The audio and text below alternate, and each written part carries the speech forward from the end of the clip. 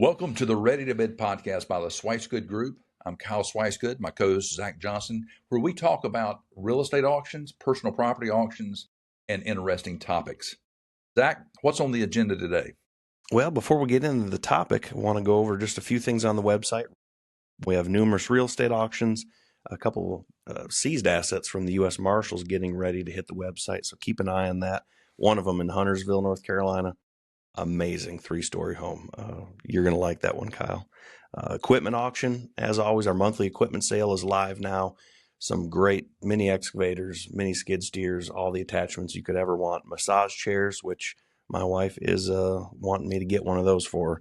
A vintage military and sportsman auction. We'll touch on that in a future podcast, but a really neat memorabilia auction, vintage military items. But today, Kyle, I want to get into common auction terms simply explained. Some of the vernacular we use, some of the terms aren't common to normal folks. Just wanted to go over them, and if you're ready, I'm just going to drill them at you. Let's try it. And we'll see how this goes. So the first one, I get asked often, what does absolute auction mean? It means it's selling regardless of price, bottom line. Yep. And then the flip side of that, what's a reserve auction? A reserve auction is where the seller has come up with an agreed upon reserve. Typically, that is an undisclosed number. And at the end of the auction, if we've achieved that, we drop the hammer. And if we haven't, then we could have a no sell or negotiations post auction. Gotcha. And the third one on my list here, sort of in conjunction with that, is what does it mean you're selling subject to seller confirmation? Well, it's not my favorite. It's not my favorite. Basically, that means the seller has the ability to confirm the high bid at the end of the day. Next on my list here, buyer's premium. Explain that real quick. Yeah, buyer's premium. It's what we do with most of our auctions. On personal property, we have a 15% buyer premium. So if something sells for $100, we drop the hammer and we add 15%, which would be $15. And the contract purchase price would be $115. On real estate, we typically do 10%. Gotcha. Next, I have opening bid. And how does that differ whether we're selling equipment or a $3 million lake home? Well, a lot of times we open the bidding up at $1 on that $3 million lake home. Typically, that's going to be a property with a reserve, but we let the market dictate what that is, trying to achieve either the reserve, or if it's absolute, it's going to sell regardless of price. Gotcha. What about bid increments? That's a term that's in our terms and conditions. Yeah. What does that mean? Well, bid increments, whether it's live or online, there's a prescribed bid increments. For example, it could be up to $2,000. It's going to bid increase every $10. When you're doing a live sale, that can be all over the board. You might start a bid out at $50,000. Would you give $75,000? Would you give $100,000? That's $25,000 increments. Usually, at the end of the sale, the increments become smaller at a live sale. Okay. And then that's at the auctioneer's discretion. That is at the auctioneer's discretion. Gotcha.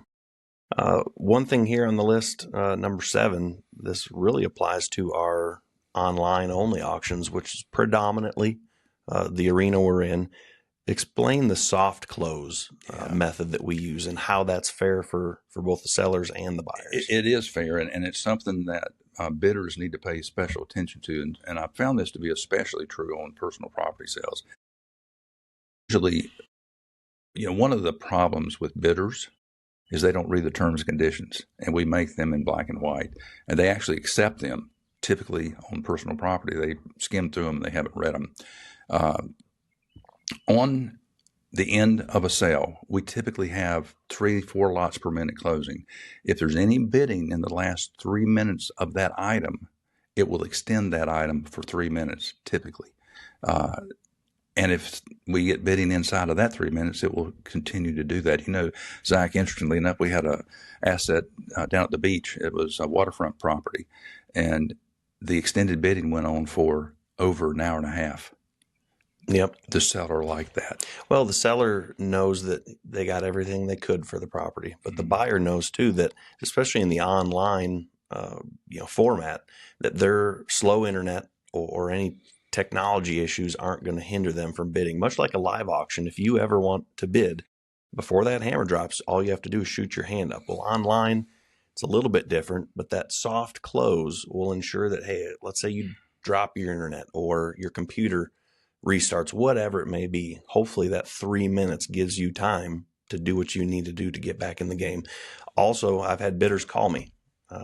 Oh my gosh, my computer crashed or whatever it may be. We're always available at the close of every auction. Mhm. If you got to do the old school, some text, but some people will call and say, I need your help. I need you to place a bid. And we are monitoring every auction remotely, and we can place that bid Mhm. on behalf of And, them. and I think that's a word to the bidder. Don't wait till 2 minutes, 3 minutes before the end of the sale. Make sure your technology is functioning. Make sure you've got good signal because it's a digital auction. And if a thunderstorm comes, that's why we encourage max bids on all of the assets. The computer will bid. I think you're getting ahead. I'm getting ahead of you. You jumped down to number 15. Why don't you explain Well, max bid? max bid gives you the ability. I'm going to use an example. Let's say that there's a house, and in your mind you're willing to pay $250, but the bidding's only at $150,000. You can put a max bid that the computer sees,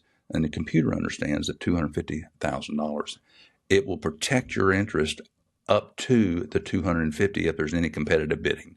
It's a great system, and it gives you the ability to place your bid, walk away, and not sit there and watch the sale to the very end. Yeah, kind of a set it and forget it Yeah. type deal. And knowing that if no one bids, your number won't, Mhm. go up. It's just there to basically bid on your behalf so you can go golfing or go to a dance recital, whatever you right. want to do. Let me ask you this, Zach. Yeah. Cataloging, bulk lotting. What does the word bulk lot mean? So when we catalog personal property, sometimes there's a higher value vase or a couch, whatever it may be. But a lot of times, especially in an estate situation, there may be a shelf full of, paint cans and paint rollers and, just random, a basketball. In order to get the most value out of the property for the seller, we may create what's called a bulk lot, to where it may be just one shelf of a bunch of assorted stuff, a bulk lot of items. Conversely, that terminology could also apply when we're cataloging. Let's say there's, we did a winery a few years back. Mm-hmm. Let's say there's 700 bottles of a certain wine or whatever we're selling. We're not going to go through and take a picture of every single bottle. They're all identical, but we may say, hey, this is for 3 bottles, and then we'll duplicate that lot when we're cataloging. So maybe the picture isn't exactly what you're buying, but they're all similar and there's no appreciable difference. So on the cataloging side, that's what bulk lot could refer to. Let's talk about as is, where is, and tie that in with preview. Yeah, so everything we sell, unless otherwise specified, is being sold as is. We encourage and allow any and all inspections, especially on real estate. But with personal property, we mentioned the equipment auction. We want you to come out, work the excavator, really sit in that massage chair and do what you need to do. Public preview days are there to instill confidence in the bidders because we want them to know what they're buying. This isn't a smoke and mirrors thing, but everything in the auction method typically is sold as is, where is, again, buyer beware, all that sort of stuff. But we, again, encourage and allow not only, home inspections, septic inspections, roof inspections, you name it, on the real estate side of things. But we did have a gentleman the other day at the equipment auction preview, literally drove 6 or 7 excavators. He wasn't digging holes in Justin's yard, but short of that. And again, that's what we encourage and hope all bidders will do. Let's end with settlement and closing. This is really for the sellers out there. Talk to us about settlement and closing. Yes, settlement and closing both refer to what happens at the end to close out whatever the the auction is. If it's personal property, we have a settlement statement that will literally have every single item. Maybe there's 700 lots in the auction. That settlement statement will have exactly what it sold for, the commission, basically every single item, and we review that with our sellers to make sure we're all on the same page. They have to sign off on it, and we're good to go. On the real estate side of things, it's referred to as a closing. Same concept, just like a typical real estate closing. I actually get that quite often, the question, how's a real estate closing different with an auction property? And it's not. The auction method is how we arrive at the terms of the sale. But from that second forward, once the hammer drops and the paper signed, it's a traditional closing. There's still title work, title insurance, all the normal things. Closing costs typically are just like normal. Seller pays their side, buyer pays their side, but that closing is the actual, closing of the property with the attorney in North Carolina, and then the recordation of the deed. It's signed, sealed, and delivered at that point. I'm going to add one item, and that is the question that we get so often. Is this real estate property being sold with any liens or encumbrances? What type of deed do we 99% of the time transfer in a real estate sale? And that 1%, let's talk about that. Yeah, so just like a traditional real estate sale, we convey via general warranty deed. Fully insurable, free of any liens or encumbrances. If there's not, we'll disclose that. And there's certain situations, you might be referring to a court-ordered sale where there's a commissioner's deed.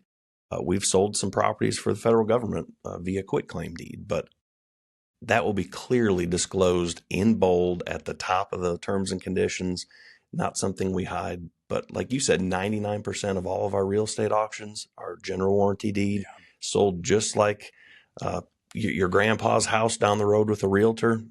Exact same thing. Yeah, and there could be situations where there's special warranty deeds, which is essentially the same warranty capability as a general warranty deed. I hope today's podcast has been informative to you. Zach, why don't you end us up on today's podcast? Yeah, absolutely. If you're thinking about selling real estate, equipment, or personal property, and you want to know if the auction method may work for you, please reach out to Kyle or myself directly. You can go to the website ready2bid.com. You can also look in the show notes for links to our website and our emails. Thank you for being with us today, and we'll see you next time on the Ready to Bid podcast. Take care.